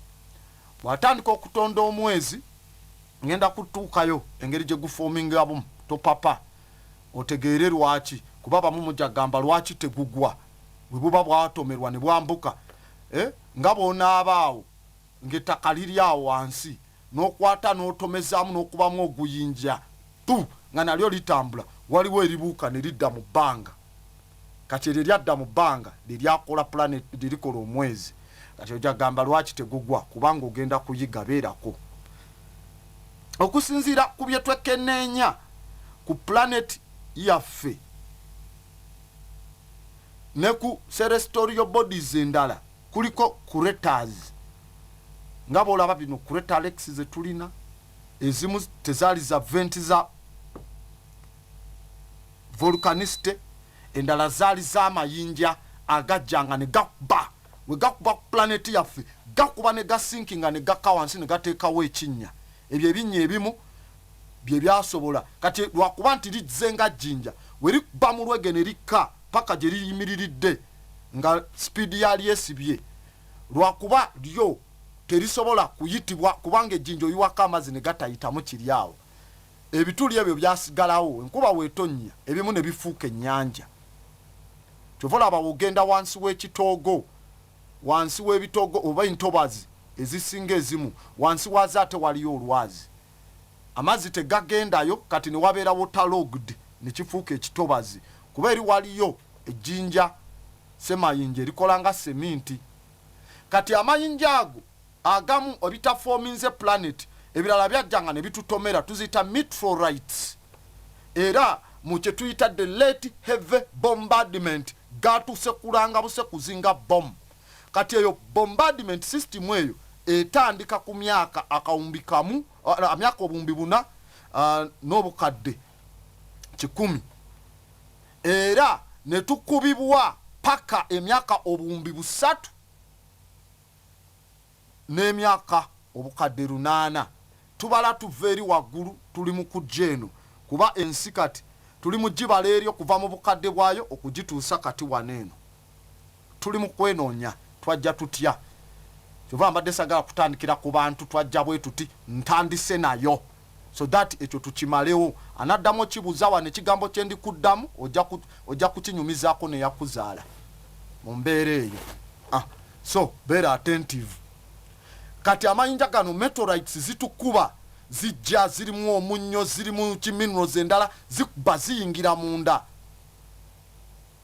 bw'oba otaddewo obudongo bwo ng'ogenda kukuba bulooka ng'omaze obusamba buyidde oli wabukubamu ejjinja terisigala ku ngulu kubanga lizze n'amaanyi likuba ne liyingira munda kati ezo minerals ezaleeta zezingira munda ebituli oluusi ate we liyise ne lirekawo ekituli ezo creators ezimu zetulaba era ebyo byatukuba okuva ku myaka obuwumbi 4 n'obukadde 100 paka ku myaka obuwumbi 3 n'obukadde 8 ayitegeera emyaka mingi bukadde obuli awo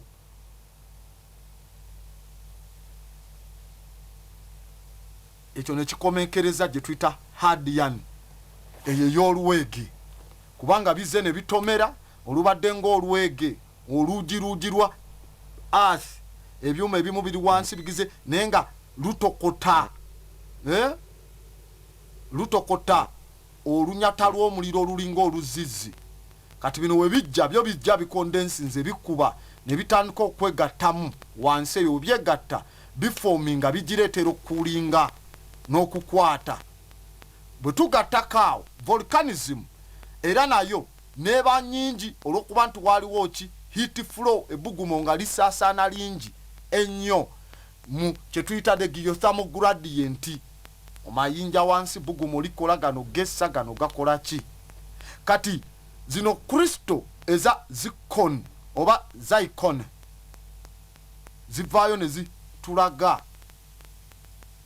nti ezimu tezafomingibwa ezimu tezagira ezimu tezessa tezagira zasigala ng'empulunguse kati ku mbeera eyo ne tutandika gye tuyise action ion oba tewategedde action ion weetandikira va ku radio kubanga nasoose nenzinyonyola ion zinnya kati nga tutandika action ion earth etandika okukulinga ewola mpola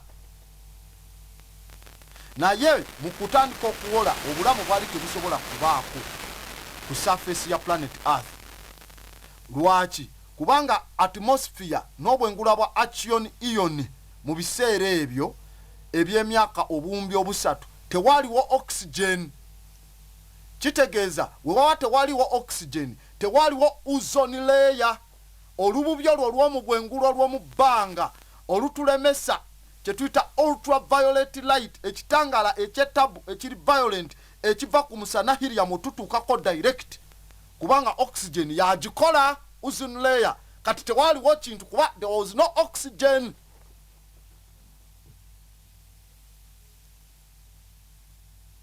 okay kati mu mbeera eyo nga action period etandise okuvaawo etandise okutambula kuva ku myaka obuwumbi 3 n'obukadde 8 ne tudda ku myaka obuwumbi 3 n'obukadde 5 tutandikawo okulaba fossils ebintu ebimu ebyasigalira mu ttaka ebiddamu ne bitulaga ku myaka obukadde 3 obuwumbi 3 n'obukadde 5 byaliwo era ng'ebyo ebimu byasurvivinga zetuyita nga bisurvivingira zetuyita hydrothermal vents eziri wansi mu surface y'ensi ezo hydrothermal vents vent nga wolaba pipe zemuteeka ku tooyi okufulumya ekivundu mu tooyi vent kati tuzirina mu planet earth zezitolokebwamu amazzi agamu agava ku water table agakola ki ensulo bwe zityo embale eziri ku ki ku earth kubanga mu mbale omwo mwe muva obulamu mu lubale tuvola bali bakita lubale ne olubale crack oli aganja kuba nkuteeka olubale ku mutwe akuteekeko crack kyovola ne mu maama wo wayita mu lubale n'ekijanjalo kiba kiva mu ttaka kyasa ettaka ne kiteekawo olubale buli nsigo n'omuti gwasa ne guteekawo olubale that crack kati obulamu eyo we call them hydrothermal vents. Kati tugenze mu kwekenneenya omwezi engeri gye gujjamu planet etandise okukola ki okulinga tugenze ku formation eyaki ey'omwezi tuli ku ssomo lya kuna essomo ly'okuna akatundu akasoose oba erya Hadian ne Archean kati akatundu akasooka mu ssomo ly'okuna that's the formation of the moon bwe tuguvaako tugendagenda ku first continents tugende ku oceans ne atmosphere tutandike origin of life. Formation of the moon tuli mu Hadian ne Archean akatuli mu Archean Ion tugenze ku mwezi engeri gye gwasobola okuba nga gukola ki guformingibwamu. Omwezi ye satellite yaffe gye tulina oba ekyo ekituli mu bwengula eky'obwewangiro sijja kugamba ekitonde ekiri mu buwangiro bwakyo si mu butonde bwakyo nakyo tekitegeeza mu butonde kitegeeza mu buwangiro we tuba tukwenneenya era ekiri mu solar system yaffe. Mu program eya Apollo basindika ebyombo ku mwezi surface ne bikomyawo sample z'ettaka n'ebiki ebigiddwayo eyo era ne kitulaga okusinzira ku radiometric dating nga tubala amayinja agaliko eyo gatulaga nti omwezi gwafomingibwa oluvannyuma lw'emyaka obukadde 3 nga solar system yaffe etandise ng'emaze okufomingibwa. Ekitegeeza planet Earth nkulu okusinga ku mwezi egusinga emyaka obukadde 3. No fool is going to tell you byonna ne babitonda mu lunaku olwokuna. Okay? Kati okutomera tulina kye tuyita the giant impact hypothesis. Giant impact gye nagambye ekiringa planet bu protoplanet kajja ne katulaga nga katutomedde era ako bakatwala okubanga in fact scientifically tugiyita Theia THEIA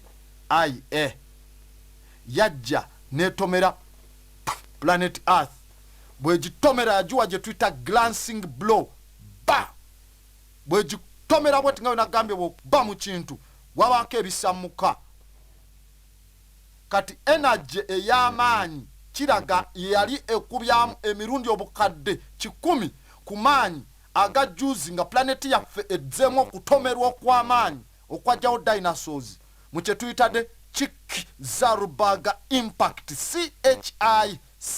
CHICXULUB. Kati olw'okutomera okwo kw'amaanyi nga Theia etomedde planet Earth bwe yatomera n'ekasuka ebintu ebimu mu bbanga era okutomera okwo kw'amaanyi kwaleeta vapor ne kuleeta oluka okusitula ebintu ebimu ne biritwala mu outer Earth waggulu eri leya za Earth eza waggulu n'ezo ezaali zimeltings zonna ne zambuka ne zigenda waggulu. Oluka luvaawo lutya aboti ogamba yetomedde ate nereeta vapor evetya. Kwata omufaliso guteeke ebweru, kwata kiboko oba omusekuzo gwe basekuza okuba omufaliso bw'onaagukuba gujja kuvaamu oluka. Omufaliso gujja vaamu oluka lwambuke mu bbanga n'enfuufu. Kati n'ekyo bwekityo bwe kyalinga wano ku planeti yaffe. Kati ebitundu ebimu ku manto yaffe material negenda mu bwengula mu orbit okwetolola Earth. Jukira Earth gyetomedde etambula kati n'ebigenze mu bwengula bigenda kutandika okutambula. byetololere mu bbanga eyo. We byetololera mu bbanga kuba bitambula ate nga biri byo waggulu okutali kumpi naffe eno bitandika okuwola. Era matiriyo eyo yatwala mu mbala yakati wiiki nga 15 okuwola okola omwezi. Kati ogambira lwaki tegugwa? Kubanga planet etambula ate matiriyo yagenda mu bbanga nayo nesikibwa gravity ya planet yaffe eno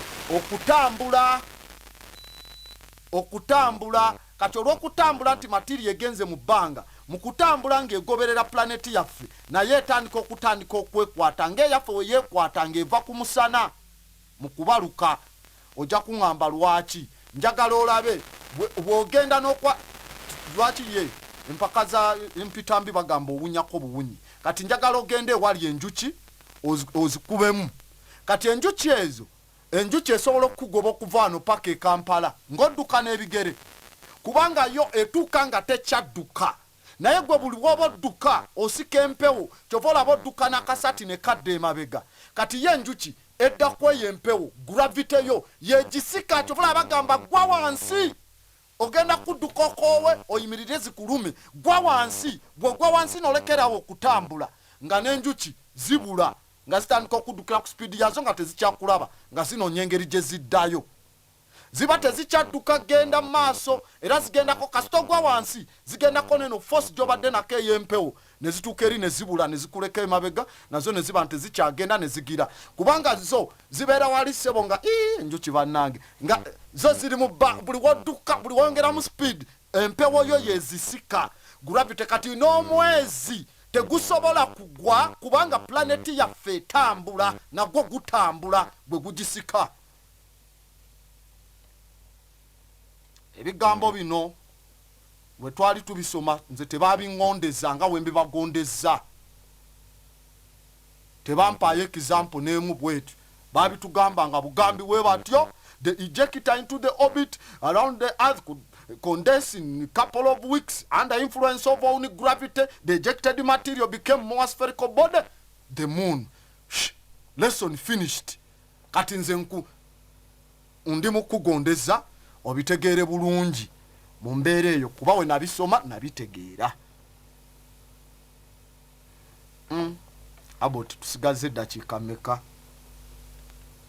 Tuyinza tusooke watukwatira awo ku mwezi kuba tuba tugenda kuddako kontinenti ezisooka, tugende ku mayanja ne mu bwengula tulyoke tutandike origin of life.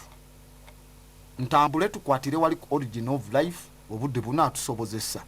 Sagala kutwala butwaze bantu fa sipiidi eyo bwetyo etali nuŋŋamu. Katusooke tusome ku message zaffe wano nga tukwatidde awo ku mwezi ndowooza. Ate munaye Malcolm X yatugamba tobawa bingi nnyo ojja basuula eddalu olumu basooke badigestingeko ebyo mu mbeera bwetyo. Kansooke tulabe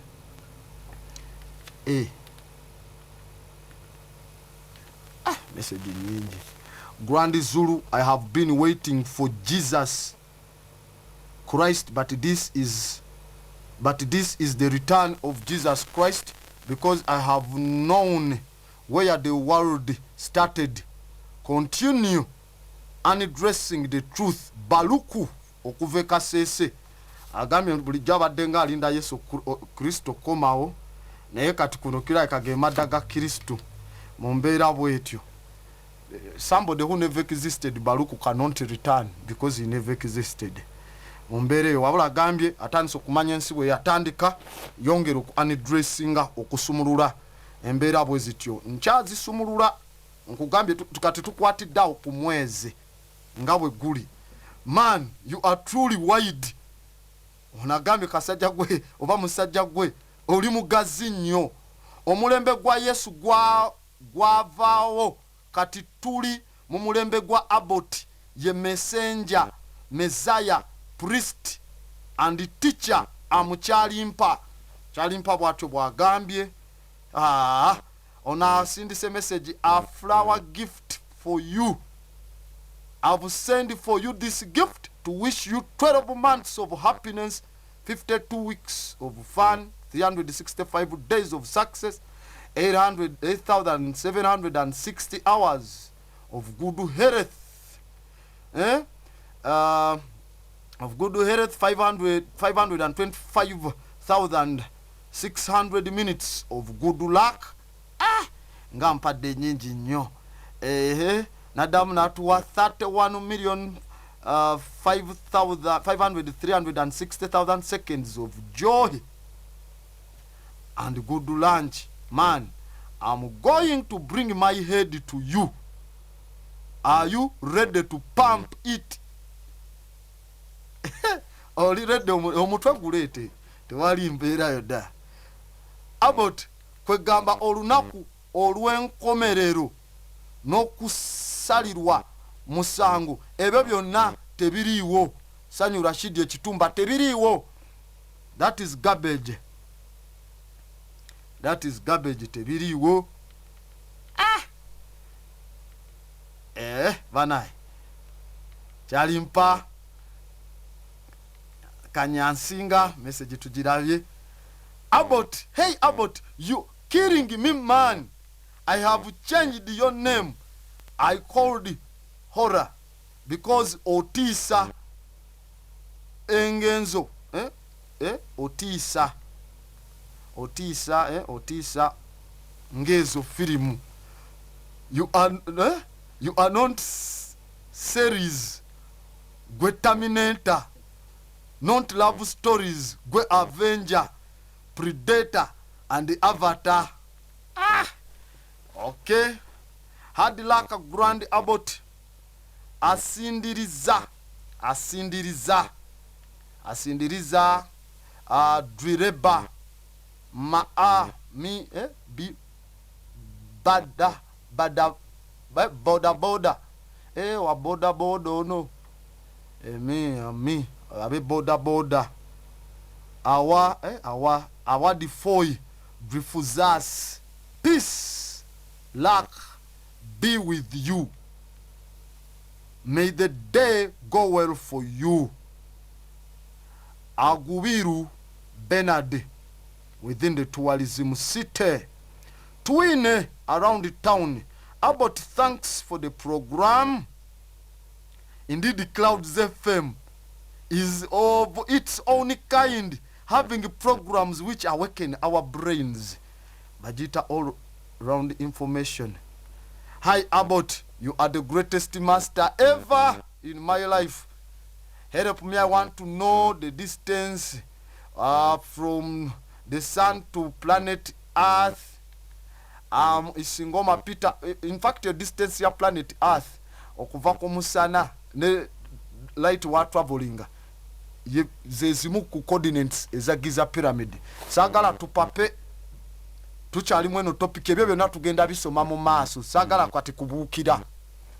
Njagala kuchi I'm unleashing.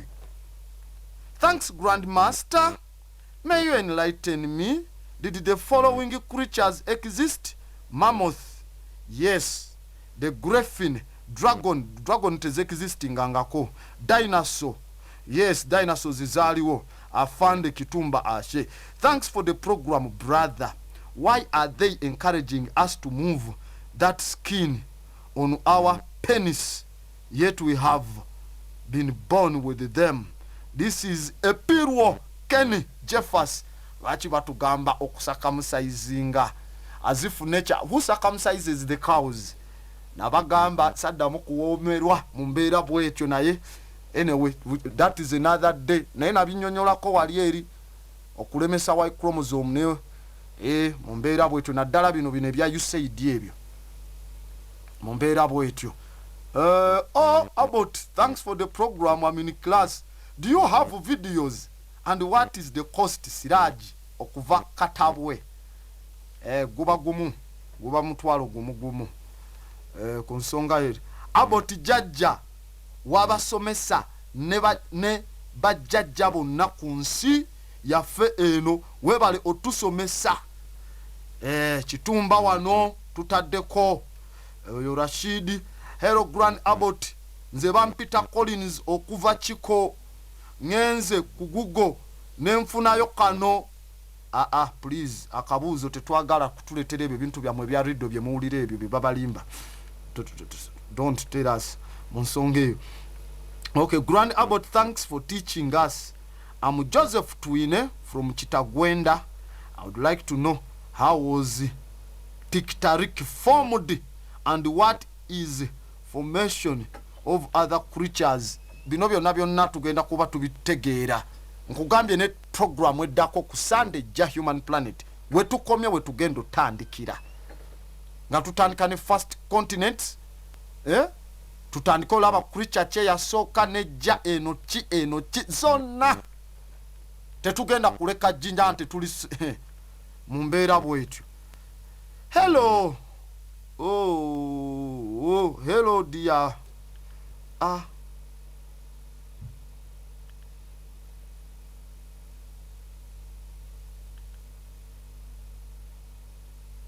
Banange. Bakyala banayi tusime program. Nze omusajja okay.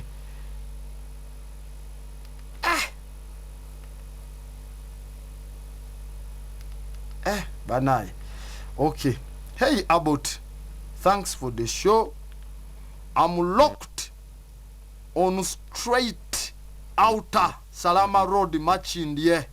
Ali locked in outer Salama Road Machindye. Abe Machindye tubagala nnyo. Kampala.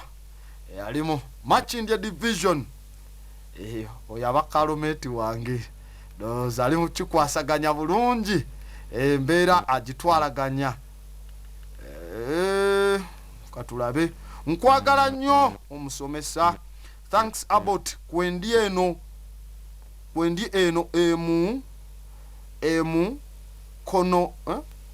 mukono mula waliene mukono mula. Dazulu, thanks for the progi. This is Nicodemus. Yeah. Grand Abbott, thanks for the program. Walai, it is really a great job. I'm ready to get lost with you, my fellow Africans, instead of white man teaching. Country boy, Suji Chitumba. Grand, indeed you are undisputed. But can the moon follow the earth? Yet the moon is heavier and bigger than the earth. Let me see if I can at least challenge the master. I studied that little simple A level physics paper 1. Alinaitwe ine Luimi. Omwezi tegusinga planet Earth bonene. Tegusinga planet Earth bonene. It is not true. In that period, choino manya guina low density. Guina low density. Eri low compared to Earth. Era density yago eri lower kuyamazi 3.3 and katuli mu physics. Kati ate kufe tuli ku 5.5 tugusinga mu mbeera bwetyo. Kuliko n'abagala okwogera. Okay, sagala aba dictator. Esebo oba nyabo. Esebo. Webale programu musomesa. Esebo webale kubanga nawe kuli gwani okubiddewa.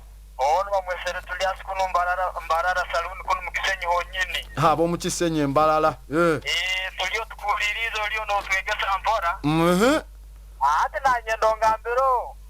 Mumahanga ganu gona gali musu muno. Yanga kiriye nyeri na abantu abakufu muno. Abachi? Abakufu abantu abakufu tusembayo. Abagufu botegeza short. Yanga kibazo soborole mu mazenkenge hao. Okay. Abawuliza bona ni bagoza abafotyo. Esebo amanya gwani? Ambanya ta Julia Simba. Okay. Dale. Ashe. Okay. All right. Tubadde tukyali mu nga bwe twekenenya bwe tusoma message zino nga bwe tuli mu kuwunzika. Hey Abbott, you are the greatest master ever in my life. Isingoma Peter okwetolola town. Thanks for the nice show, Grand Abbott. It is said that the moon reflects light from the sun. How is it done? It's scanning kasusu kigambibwa omwezi gujja ekitangala ku musana gukikola gutya naffe ekitangala nga bw'okiraba naffe tukijja ku musana. We don't get light from anywhere. Kati gwe gujja kuba guli mu planet yaffe ate guliko waggulu on higher level ku yaffe kati guli mu inner space. So go gutapinga kiringa bw'olinnyo omulongooti tawuni yo n'oba ogiraba okusinga ffe abali wansi.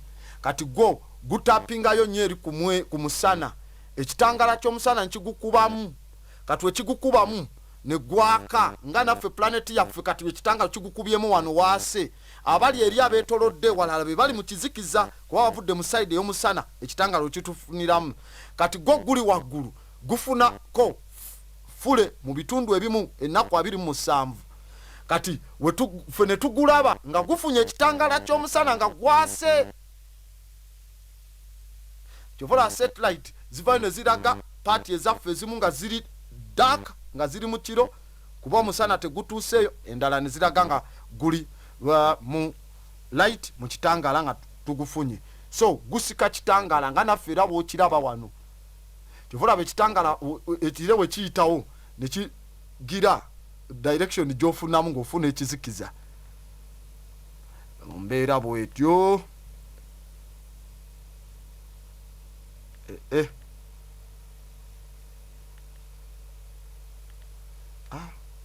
Messages sijaziddamu. Okay. Okay. Alo. Omusomesa Aboti. Webale kuweereza mukama wange. Esebo webale kuwuliriza. Shabani Kibumba nga bulijjo. Esebo mukulu Shaban. Kaakati omusomesa ekibuuzo kyange. Obwedda amadde kumpuliriza okuva gye twatandikidde. Ate nga twakatandika gakyali mabaga. Era okuyiga nkizi. Naye wensigadde nga sitegeddeemu. Ogenze n'oba ensi eno mu kutandika. Ndima yagundi ettaka gundi ebiyinjayinja byewumba. Enfuufu dust. Enfuufu ebitaka byewumbawumba. Naye ekibuuzo kyange bwembuuliza ebyo ebitaka ebyewumbawumba n'enfuufu byo byajjawo bitya? Kati awo oyagala tusome Big Bang tudde ku biliyoni 13. Kati ebitaka ebyo bifo nga tebineewumba byo gye byava biryoke byewumba byo byajjawo bitya ine existence. Naye nga wasigadde tuli ffenna bantu omusomesa. Ashe. Webale kuweereza. Ashe.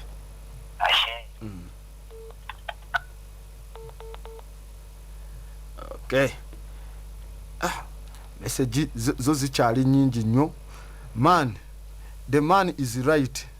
This is the return of Jesus Christ together with Haile Selassie and Nabi Muhammad etc. Kimera Adam. Kimera Adam kale katsoke tulaba abateesa. Tuloke tusome message. Alo. Ani ono? Esebo oba nyabo. Dana Marugo Road. Esebo. Atukuna nkubuza. Omuntu kwanza obanjira akali omunyungu omumiraguzi. Ani? Omuntu okubanza obanjira Adamu akali omunyungu akali omumiraguzi. Okay. Adamu tabeerangawo ku nsi eno. Omuntu ata existing anga tetusobola mugamba. Naye ng'omuntu yasoka ku nsi muddugavu sagala mu pape gye tugenda. Nsumulula ate musuna. Gye tugendeyo okulaba paka abantu okuva ku nsi tulabe abazungu bajja ddi neki enjovu zajja ddi byonna tujja kuba tubisoma ku programu eno gwe bamugumiikiriza. Alo. Alo. Alo. Esebo isingoma. Atina baningamba. Tumansa Jesus ata existing. Programu eno wakajuliza banga linkanaki.